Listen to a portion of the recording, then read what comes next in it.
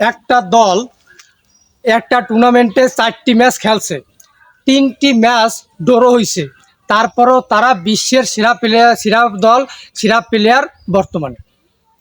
4টি ম্যাচ খেলছে কোপা আমেরিকার মতো আসর, যেখানে ব্রাজিল, আর্জেন্টিনা, উরুগুয়ে, কলম্বিয়া বাদে অন্য কোনো ভালো দল নাই।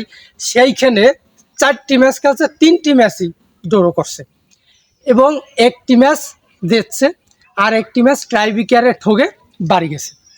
এই দলের সাপোর্টারদের ভাই কি বড় বড় কথা। তার থেকে বড় কথা হচ্ছে, সব থেকে ইন্টারেস্টিং বিষয় হচ্ছে, ব্রাজিলের যারা সাপোর্টার আছে এরা দল খারাপ খেললে সমস্যা নাই, দল হারলে সমস্যা নাই, দল টুর্নামেন্ট থেকে বের হয়ে গেলে কোনো সমস্যা নাই, কিন্তু আর্জেন্টিনা যদি কাপ পায় তাহলে বিশাল বড় সমস্যা। এরা নিজেরা ঠকতেছে, নিজেরা ভালো খেলতেছে না, সব মেনে নেবে, কিন্তু আর্জেন্টিনা কাপ নিল নাকি, আর্জেন্টিনা কাপ পালো কেন, এই জিনিসটা তারা মেনে নিতে পারে না। তারা নিজেদের খেলার ভুল কোথায়, কোথায় প্রবলেম, কেন তারা খারাপ খেলতেছে, কোন জায়গায় সমস্যা, এইগুলো নিয়ে আলোচনা করবে না। তারা আলোচনা করবে আর্জেন্টিনা কাপ নিয়ে গেছে, আর্জেন্টিনা চুরি করছে, রেফারি প্ল্যান দিতেছে, রেফারি হ্যাং, রেফারি ত্যাং। তাই মানে মোটামুটি সব কিছুতে ওরা আর্জেন্টিনার ছায়া খুঁজে পায়। আজকেও ওরা খেলার আগে থেকে বলে বেড়াইছে যে 3জন রেফারি 3জন আর্জেন্টিনার, আমাকে ঠকাই দেবে। মানে ওরা নিশ্চিত জানতো যে আমরা উরুগুয়ের সাথে জিততে পারবো না, কারণ আমাদের দল এখন সেই পজিশনে নাই যে উরুগুয়ের সাথে জিততে পারে।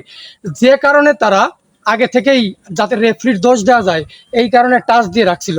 কিন্তু দুর্ভাগ্যক্রমে রেফারি এত ভালো দিছে যে, এবং ব্রাজিলের পক্ষেই রায় দিছে, এমনকি বিপরীত দলের একটা লাল কার্ডও দিছে যাতে ব্রাজিল একটু সুবিধা পায়। তারপরও ব্রাজিল জিততে পারে নাই।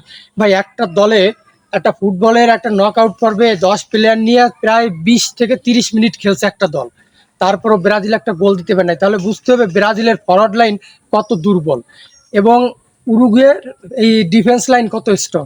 যাই হোক, সবশেষে বলবো, উরুগুয়ের যোগ্য দল হিসেবেই সেমিফাইনালে গেছে, আর ব্রাজিল অযোগ্য দল হয়েই টুর্নামেন্ট থেকে বের হয়ে গেছে।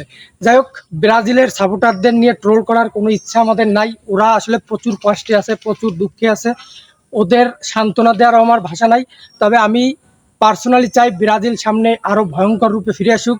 আর্জেন্টিনার সাথে খেলার যাতে মজে, যাতে একটু ফাইট দিতে পারে আর্জেন্টিনার সাথে ব্রাজিল, এরকম একটা পজিশনে ব্রাজিল ফিরে আসুক।